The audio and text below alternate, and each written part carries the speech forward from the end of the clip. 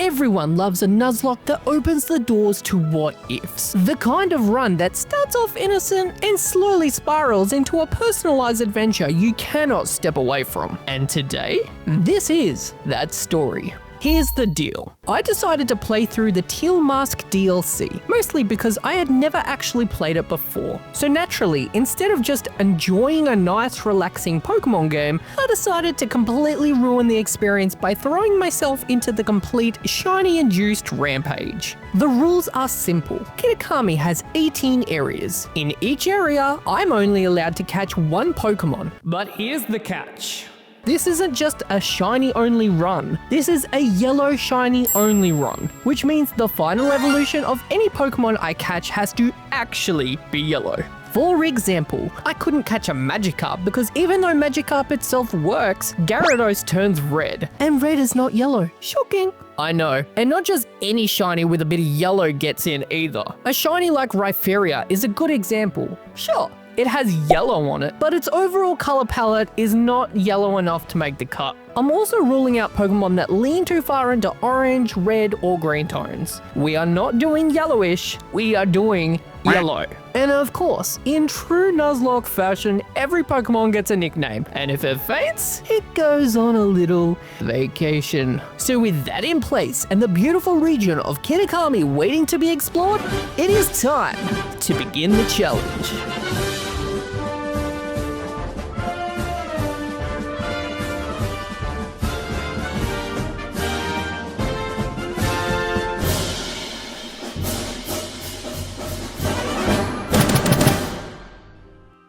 Welcome to the land of Kitakami. Okay, I dig this. Why do I feel like I'm in an anime summer vacation episode? Miss Briar? I don't feel so good. Well, maybe if you didn't stuff your face with 16 pounds of al-creamy donuts. The teacher tells me to head over to the town of Masui, and right away I realize something. This region is tiny. So tiny, in fact, that I genuinely had no idea how I was going to stretch this into a proper Nuzlocke. You couldn't sneeze without accidentally walking outside of the map. The second I enter the town, I run into the two main siblings of this story, Carmen and her younger brother, Kieran. And boy, Carmen was wasting absolutely no time in making tasteful impressions.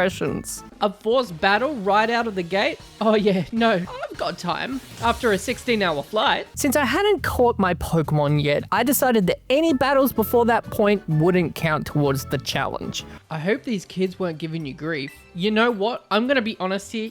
Yes, they were. What's that? A member of the group fell ill down by the bus stop. I'm gonna need a full heal and 2 pairs of rubber gloves stat.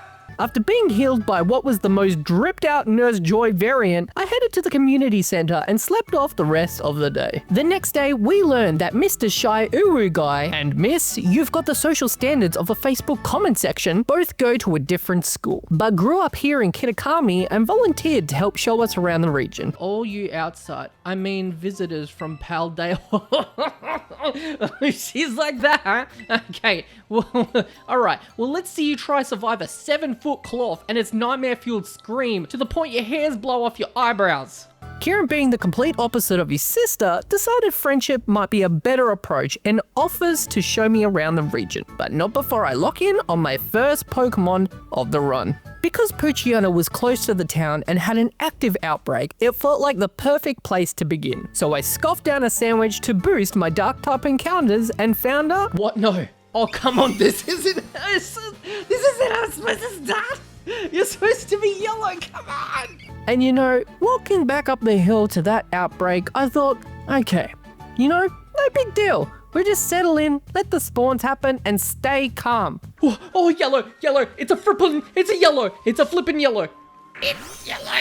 This was my ultimate chubby-wubby, yellow, mellow, feisty little Queen Chomp. And she was every bit adorable as she was yellow, and every bit yellow as she was violent. I should have called you hole puncture with the little nibblers you got there. Now, considering how underleveled my little girl was compared to basically everything else in the region, I had to keep her safe at all costs. Thankfully, auto-battling helped a lot. But auto-battling only gets you so far, and I was not about to let my entire run get folded by one bad decision. So I went searching the next team member Applin, and I locked onto those apple trees harder than a Tinkertong locks onto a Corviknight. Oh, whoa, it's green. Oh, it's green.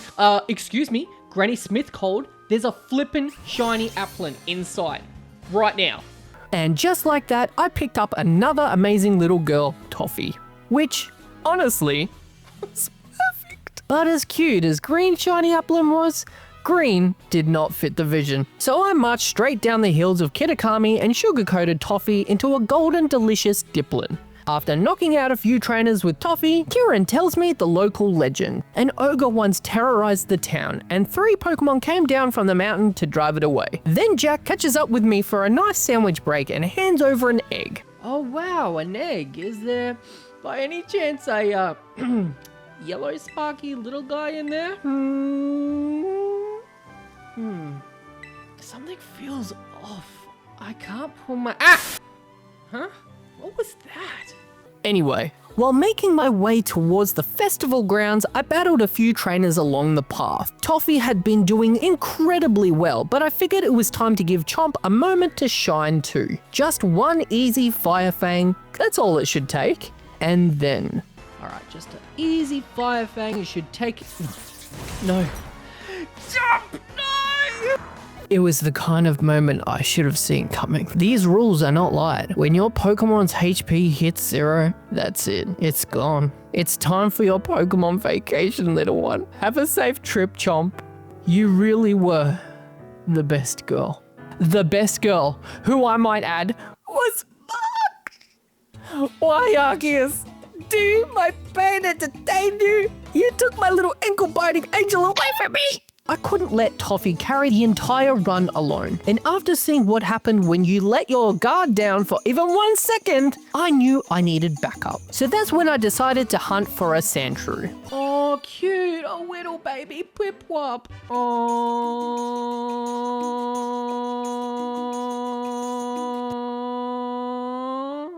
Running up and down those dusty hills over and over again, I found yellow Pokemon left, front, and center.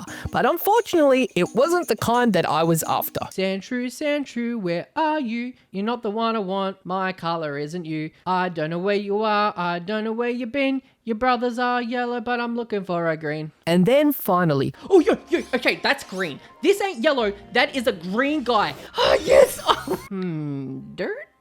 Nah, I think you're more of a... Yeah.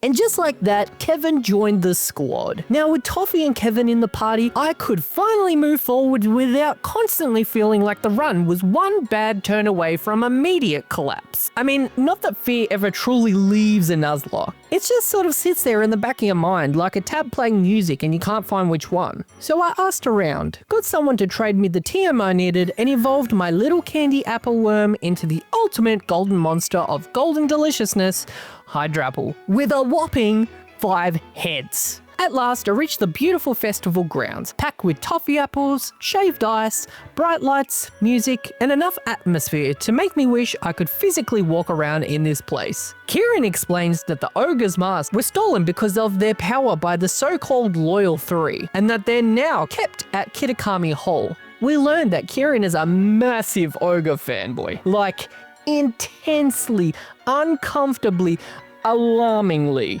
He opens up a little more about wanting people to rely on him and wanting to become stronger. And I'm not gonna lie, I could smell the wannabe protagonist energy from a mile away. Oh, you want to go to the dreaded den? Where we could, you know, be eaten by this ogre? Okay, I'm down, protagonist. As we head up the mountain, I spot a Growlithe, and that only could mean one thing. Yellow shiny potential. Bruh, what the flip? It's been 5 seconds. This is insane. Oh, little yellow guy. Meet our little fire boy Toaster. He wasn't Chomp, but I made sure he felt right at home. The team was really starting to come together, and for the first time since losing Chomp, I felt like I could breathe again. I evolved Toaster into Arcanine and continued up the mountain. When we finally reached the dreaded den, Kieran wanted to battle. And look, I was nervous. Of course I was nervous. But I had to trust not only my Pokemon, but myself. And thankfully, it went easier than expected. We never found the ogre inside the cave, but apparently the ogre had no issue finding us. Then Kieran explained that the festival celebrating the Loyal Three is about to begin, so we head back down to his place to get ready. But not before Kieran learns that personal space is an option, not a requirement. Like, dude, I can smell the color of your eyes. You are that close to me. Wow. Kieran gets insanely shocked that I mentioned the word friend within his vicinity, and that instantly meant I was giving him saving grace. And finally, I got to wear the region's festival outfit. Dang, I look good. What's the top of that fluff doing there? Is that an antenna or something? Yeah, it's an antenna for catching those shiny Pokemon. Let's go. Before I could even properly enjoy it, Carmen decided to battle me again because apparently peace was never an option. And after dealing with her, Kevin evolved into a Sand Slash. We finally arrive at the festival. The lanterns, the night sky, the music. Honestly, all this place needed was a romance subplot, and this would have been the perfect anime summer arc. And of course, our little masked friend decided to appear with the cutest strut I have ever seen. Then... do you smell that? That's tension. And it's getting thick. But not before I get distracted, but what might genuinely be the best minigame this entire game has to offer. Usually I don't care for Pokemon minigames at all. Even Miraidon looked like it was having the time of its life. And somehow, we even got the EXP charm out of it. And of course, there is one person in the area that was absolutely not taking the loss well. Carmen gets upset we won, again, starts dragging Kieran into it, and Kieran is just standing there with the soft anime please stop yelling face like a wet cat caught in a wind tunnel. I see you, little guy. Yes, the walking lettuce leaf. No, I know you aren't a human, silly. You look like a walking piece of broccoli, and your butt star sticks out like a sore thumb. We follow the ogre to the back of the festival, and once again, that smell. The tension. Oh yeah, it's rising. Carmen and I both try to get the Pokemon to come closer, and then the mask falls down, revealing what looks like an orange wrapped in a spinach blanket. But before we could do anything else, it disappears. And of course, Kieran somehow senses the ogre from a mile away and shows up at the exact worst possible moment. Perfect timing. Carmen then uses her expert level sibling manipulation skills to gaslight the poor kid into going away. And Kieran takes that about as well as you would expect. Oh, I get it. I bet you were making fun of me behind my back. Oh, this guy. Yeah. Okay, this guy has some serious issues he's got to deal with. This guy is a ticking time bomb. Like, if someone found Jirachi before me, that's not jealousy. That's an event. The next day, Carmen and I speak to her grandfather about the real story of Ogerpon, but not before she once again gaslights her brother into leaving. Oh no. Oh dear, this guy. I'm afraid he might just be more unhinged than expected. Obsessive, and did he just call his sister a jack? I'm gonna need that popcorn. This is Family Dilemma and I am here for it. Grandpa finally reveals that Ogerpon was actually the good guy the whole time, and the so-called heroes of Kitakami, they were the villains. We hand over the teal mask so he can repair it while we figure out what to do next. And then it all hits at once. The fact Grandpa is telling us this and not Kieran. The fact that the story everyone knows is a lie. The fact that he tells us not to tell a soul. The fact that he literally says Kieran's emotional issues are why he can't know. The fact that Kieran was listening the whole time. There it was, the smell again. The tension had officially ripened into a full-blown villain arc. So I was going to ask, what were you and my sis talking about? Oh, okay, yep, he knows. He knows. And he is straight out asking us to come clean. I gritted my teeth at the absolute emptiness on this guy's face. Like the light behind his eyes had packed its bags and moved out. Pretty lonely place, huh? Is this a sign? Not the one behind me. Are you going to kidnap me and throw me into a nearby river? Just gotta know. Kieran decides that the only way to deal with any of this is to battle me. Because if he can't be the chosen one, then maybe at least he can beat me and pretend that means something. Why does it have to be like this? Why? Oh, that despair. Where has this writing been hiding, Pokemon? Have I truly created a villain? left alone all like that, treated like some kind of outcast. Wow. How direct. You think so too, huh, Tarisu? Oh man, this guy went from I love you best friend one day to I will destroy everything the next. After taking what might be the most painful, awkward photo in human history, me trying to fake a smile while ignoring the living thundercloud next to me, I decided it was finally time to get back to the actual challenge and hunt my next Pokémon. Because despite the wildly good story happening around me, this is still technically about catching yellow shinies. Nearby, I found a Shinx outbreak, and I knew exactly what my next target would be. Ooh, yellow, I see yellow, yo, let's go. I love this game. I named my little electric friend Zappo, and he was just as adorable as he was powerful. The next morning, one of my Paldea students shows up still wearing the school uniform like they've never heard of changing clothes in their life, and in full messenger Pidove mode tells me to go meet Carmen. But before that, I had another hunt in mind, Riolu, or more specifically, Lucario. Because, I mean, why settle for great when you can hunt for the best, right? So off I went in search of the best dog/Egyptian fighting humanoid I could possibly ask for. One sandwich down, the fighting type spawns were boosted and I was ready. It turned into a long, painful cycle of spawn resets, walking, searching, resetting again, and questioning my sanity. But eventually... Bruh, Kiss me! It's yellow! It's yellow! It's a yellow one. We've got a yellow one, dude. Oh, it's yellow. It's a Lucario. Okay, yellow against yellow is such a huge aura. Oh my goodness. I named him Saiyan because frankly, what else do you call a bright golden Lucario with main character energy? And man, if this wasn't one of the cleanest looking teams I have ever built, I genuinely didn't know what was. Still, couldn't help but think about Chomp. I really wish we could have seen her here with the whole team together. The yellow squad looks so bright, so complete, so ready to take on the world. And speaking of taking things on,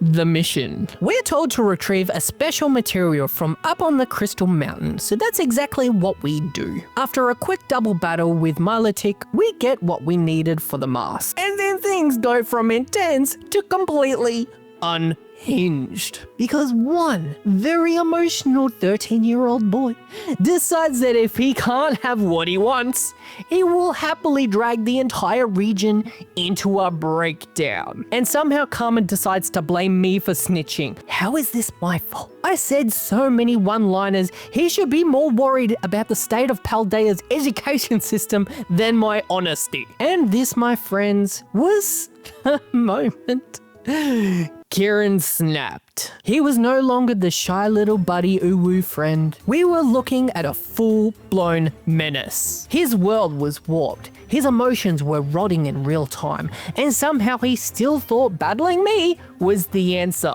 Because apparently losing repeatedly is just a part of his character development. But he forgot one crucial thing.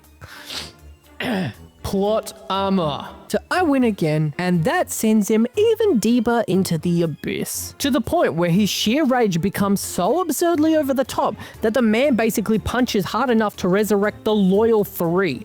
I'm sorry, what? And if things weren't already bad enough, they were about to become a whole lot worse. But before any of that, I needed to train. So I made a quick stop back to Paldea, farmed some Chansies and Blissey, even found another random shiny that I named Expired, and now my team was actually ready. Heading back to the festival grounds, we learned that the people of this region have essentially decided to hand the mask right back to the 3 revived bullies, which means it's up to Carmen and me to get them back. And these 3 weren't even alive for 5 seconds before they started beating on Ogerpon like it leaked a ton of spoilers. Monkey Dory makes the mistake of trying to mess with Kevin, and let's just say my boy was not going to tolerate that nonsense. Like soap hitting pepper, those losers scattered off with the masks. And Kieran immediately starts forcing himself into Ogerpon's space again. Yeah, Kieran, dude, stop.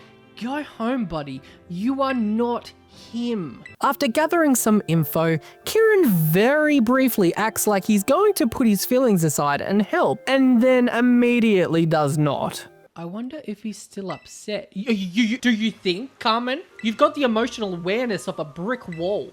And now I was facing one of the worst hunts of my entire run. I stayed up until 3 in the morning trying to catch this slimy little goblin. Eventually, after endless resets, pacing back and forth like a man on a mission, I decided there was only one thing left to do. Herba Mystica. A quick couple of missions later and it was mine. Then I activated the sandwich to go after this little goo ball, made myself a level 3 dragon sparkle and encounter sandwich level 3, and I still couldn't find one. Goomy, you make my life doomy. That's it. That's it. Is that it? No. Oh, it's him. No way. I found you. I'm sorry. I was very mean to you. You're so cute. At last, the final member of the run had arrived. Snotty. Welcome to the team, my little slime child. After what felt like an eternity, I finally crawled out of that cave and was ready to throw hands with the next purple scarfed loser. With my full team of yellow shinies behind me, nothing was stopping us now. I took down Ogie Dogie and gave him a quick lesson on why jumping Ogerpon has consequences. Then I once again beat Monkey Dory, reclaimed the masks, and just like that, they were ours. Kieran shows up and brings us back to town with a gift for Ogerpon, the acceptance of the village. And despite the absolutely Disney villain fog brewing in this boy's brain, the smile he gave Ogerpon in that moment was actually kind of touching. We take Ogerpon back to its cave, but then... Oh dear. Hey, you know what? I think Ogerpon might want to go with you. Oh dear. Kieran, face man. Oh, this isn't good. Oh, this is not good. Once again, Kieran completely loses it. The Pokemon he adores chooses someone else, and suddenly, we are at peak tragedy, to the point that he refuses to let Ogerpon decide for himself and instead challenges me for the right to own it. Which, you know, definitely one of the trainer moments of all time. Once I show him that my team does not give chances, I set up spikes and stealth rock and basically let his whole team walk into a beautifully painful welcome mat. The beating was so devastating, this man literally dropped to his knee. And while that was happening, Snotty evolved into Sliggoo. Then finally, it was time to catch Ogerpon. Except, what I thought was going to be one clean health bar turned into a full boss marathon, because my little toffee proceeded to delete 4 flippin' health bars. Eventually, I caught Ogerpon in a friend ball because the colors matched perfectly. Kieran, of course, ran off crying because apparently that's how he exits scenes now. Ladies and gentlemen, there goes Kieran. I have one final battle with Carmen where I once again flex the powers of rock and spike warfare and clean her entire team. And I'll be honest, I didn't want any outsiders coming here at all. No! I mean, who in their right mind would have guessed this, huh? You weren't very clear on the words, but oh boy, could I tell.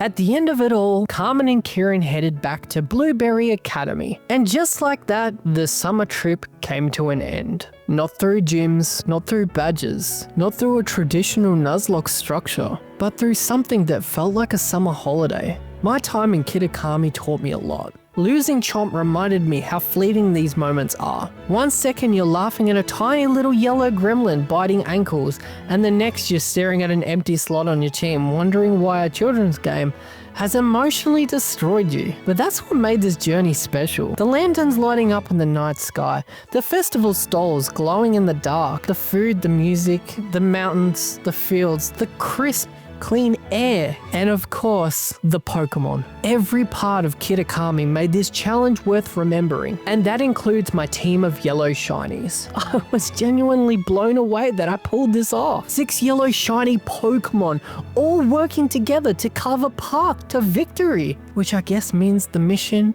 is officially complete. And nothing can stand in my way.